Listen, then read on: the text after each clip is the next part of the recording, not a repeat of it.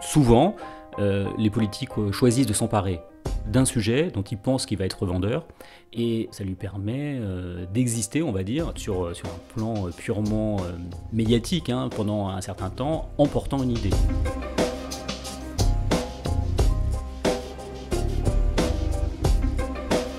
Bonjour, je suis Pauline Payassa, je suis journaliste et bienvenue dans le Making of des jours, le podcast desjours.fr.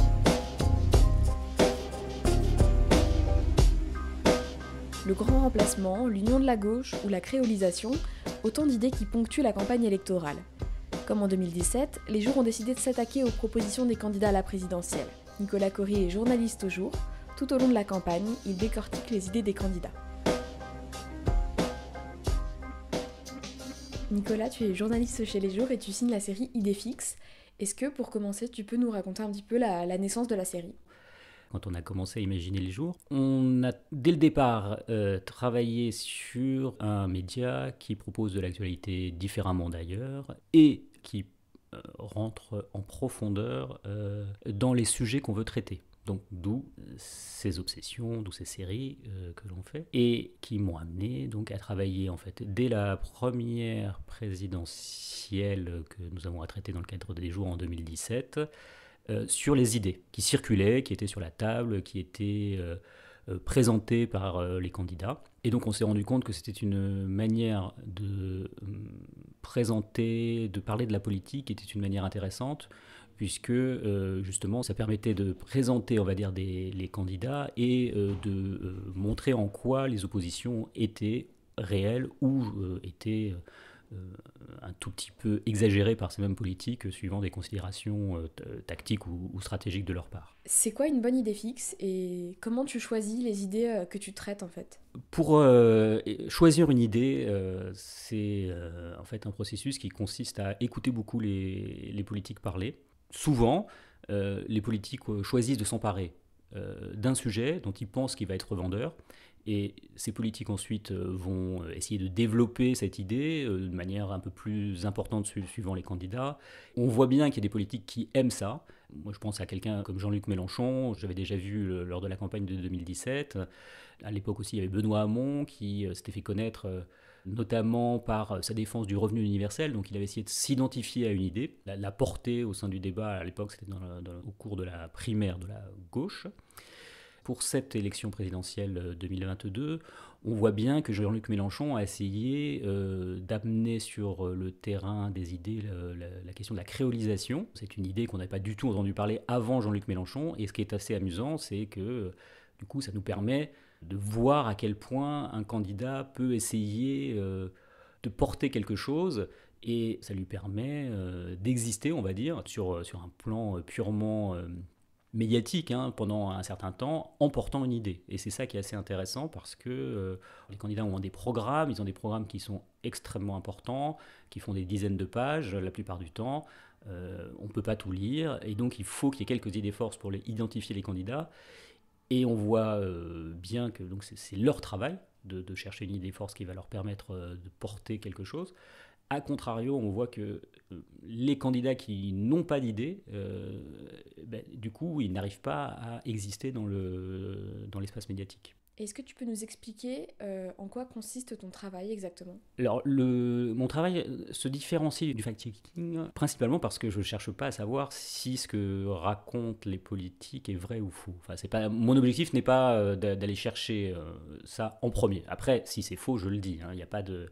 Je ne vais pas chercher non plus à ne pas corriger quand il y a des fautes. Simplement, je cherche l'idée telle qu'elle est présentée et ensuite ses origines. D'où vient-elle ? Alors, on peut donner un exemple donc, qui est le grand remplacement, idée donc, pour le coup qui est vraiment identifiée à Éric Zemmour. Éric Zemmour est rentré dans la campagne électorale uniquement sur ce thème-là, en disant je viens pour défendre la France qui est attaquée par ce soi-disant grand remplacement. Donc à partir de là, j'ai écouté Éric Zemmour, j'ai lu ses livres où il parle de ça, j'ai cherché les origines, alors ça avait été un travail qui avait déjà été commencé par d'autres journalistes, donc c'était assez facile de trouver l'origine, puisqu'en plus Éric Zemmour cite la personne qui l'a influencé, donc c'est Renaud Camus, qui est lui-même un écrivain, qui donc a écrit plusieurs ouvrages sur le sujet où on voit plus ou moins la manière dont il a construit cette idée-là. À partir de là, mon travail consiste à lire des chercheurs qui ont travaillé sur le sujet et de référence en référence, d'aller chercher dans le passé d'autres personnes qui auraient pu se prononcer sur des idées qui étaient équivalentes, même si elles ne portaient pas forcément le même nom. En l'occurrence, le grand remplacement a été inventé par Renaud Camus, mais la peur qui est que la France disparaisse parce qu'elle serait envahie par des immigrés est très ancienne. Donc mon travail consiste à aller lire, à aller chercher les bons extraits, et à mettre tout ça ensuite, à essayer de faire parler les peurs actuelles des peurs anciennes. Donc là, sur les jours, on vient d'entamer la saison 2 d'Idées fixes. C'est quoi la différence qu'il y a entre la saison 2 et la saison 1 ? Il y a beaucoup de différences. En 2017, ce que j'avais pu constater, c'est que beaucoup d'idées étaient émises par la gauche, et notamment par Benoît Hamon. Benoît Hamon se présentait comme étant quelqu'un qui était allé piocher dans le répertoire des associations de gauche, et il en avait récupéré beaucoup d'idées. Donc cette idée du revenu universel, il avait aussi essayé de travailler tout ce qui concernait les réflexions sur la démocratie, sur comment améliorer la démocratie, avec tout ce qu'on appelait les civic tech. Donc ça, c'était quelque chose qu'il portait. Il avait même fait appeler auprès de lui des intellectuels pour lancer une espèce de think tank de la présidentielle. Donc les idées, malheureusement, aujourd'hui, nouvelles, on va dire, les gens qui sont arrivés avec des nouvelles choses à présenter, c'est l'extrême droite et c'est Éric Zemmour. Parce que c'est vraiment le phénomène de la campagne présidentielle actuelle, du point de vue des idées. Si on regarde ce qu'il a proposé, c'est à la fois terrible et à la fois nouveau. On est bien obligé de le constater. Donc ça, c'est vraiment la grande différence. Quand on voit de l'autre côté, donc, au niveau de la gauche, assez peu de nouveautés, c'est-à-dire le candidat Mélenchon avait déjà un programme assez fourni en 2017 sur le programme de la France Insoumise. C'est grosso modo le même aujourd'hui. Les Verts, c'est pareil, ils sont pas non plus forcément beaucoup d'idées nouvelles. On ne sait pas encore ce qui va déboucher de la République en marche, parce que tant qu'il n'y a pas de candidat, c'est pas encore du tout annoncé, mais on n'a pas l'impression qu'il va y avoir un gros renouvellement sur ce sujet, et que ça va être beaucoup dans la continuité. À droite, si on regarde Valérie Pécresse, elle essaye de piocher dans les registres de l'extrême droite. Il y a pas beaucoup d'idées qui risquent de faire bouger les lignes. Et c'est l'extrême droite et c'est Éric Zemmour qui est arrivé avec des idées les plus provocatrices, on va dire, et qui, pour l'instant, s'il est au deuxième tour, ce sera grâce à ça. Ce sera parce qu'il n'a aucune troupe à l'origine et on voit vraiment la force d'une idée folle, mais qui a une influence. Est-ce que depuis que tu as commencé à écrire Idées fixes, il y en a une en particulier qui t'a marqué ? Moi, en 2017, j'avais bien aimé parler d'une idée fixe qui est la vision de l'histoire que François Fillon présentait. J'aime beaucoup l'histoire. Justement, si je fais cette série, c'est parce que j'aime bien raconter les façons dont, au fil du temps, les mêmes problèmes ont été rencontrés et où il y avait des personnes donc qui, à des dizaines d'années de distance, arrivent quand même à se parler. Voilà, c'est ça la force de l'histoire. Et donc, du coup, le débat, justement, était sur l'histoire, sur la façon dont on enseignait l'histoire. Et François Fillon avait une idée qui était qu'il fallait qu'il y ait une espèce de comité de politique sous sa surveillance, peut-être composé d'académiciens, qui allait enfin regarder ces programmes d'histoire qui étaient trop de gauche, qui ne faisaient pas assez appel au sentiment, à l'esprit cocardier. Et c'est un débat qui est récurrent dans le débat politique français. Et ça m'avait amusé vraiment d'aller chercher dans le passé le fait que en fait, ce débat sur l'histoire est lui-même a une histoire. C'est-à-dire qu'en fait, on retrouvait que dès la fin des années 70, Le Figaro avait déjà fait des unes sur le fait qu'on n'apprenait pas bien l'histoire aux petits Français.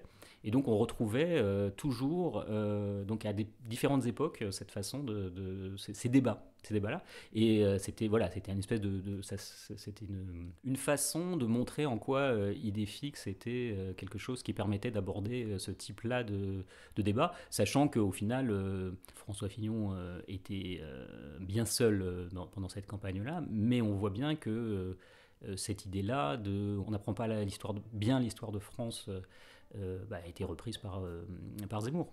C'est quoi les difficultés éventuelles que tu peux rencontrer quand tu travailles sur une idée fixe ? C'est toujours un travail un peu long, en fait. C'est-à-dire qu'il faut s'emparer d'un sujet nouveau à chaque fois. Ma peur, c'est de dire des bêtises. Or, je ne suis pas un spécialiste de tous ces sujets-là. Donc ça veut dire qu'il faut que je lise beaucoup avant de comprendre quels sont les enjeux. Et ensuite, une fois que j'ai commencé vraiment à faire le tour de la question, de voir quels sont les bons interlocuteurs. S'il y a des bons interlocuteurs, des fois il n'y en a pas. Donc dans ce cas-là, j'essaye de comprendre tout seul. Et s'il n'y en a pas, d'essayer de moi-même de tirer quelque chose. Ce qui me plaît, c'est d'apporter aux lecteurs quelque chose qu'ils ne pourront pas lire ailleurs, parce que je vois que c'est pas du tout une façon de présenter les choses qui est faite en dehors des jours. Ça me plaît moi parce que moi-même ça m'oblige à travailler sur des sujets d'actualité, et donc à essayer d'avoir quelque chose à dire d'intéressant, et donc pour ça il faut bien que je me forme. Donc ça veut dire que je commence un sujet en n'étant pas au fait du sujet, et je le termine, j'ai fini de l'écrire en m'étant enfin fait une idée sur ce que j'en pense, qui n'est pas forcément... mon objectif, c'est pas de dire aux lecteurs ce qu'eux doivent en penser, mais moi, comme ça, je me suis fait ma propre idée. Et le plaisir ensuite vient dans l'écriture, où essayer de rendre accessibles des choses qui sont parfois complexes. Parce que c'est souvent le cas, c'est-à-dire que au départ, tout à chacun peut trouver de la littérature sur ces sujets-là, mais c'est des articles scientifiques avec du jargon, et mon objectif à moi, c'est de rendre tout ça compréhensible dans des articles un peu longs, mais qui restent quand même accessibles. Idéfix est disponible sur lesjours.fr. Vous pouvez aussi nous retrouver sur Instagram, Facebook et Twitter @lesjoursfr, ou nous écrire à contact@lesjours.fr. On se retrouve très vite pour un nouvel épisode.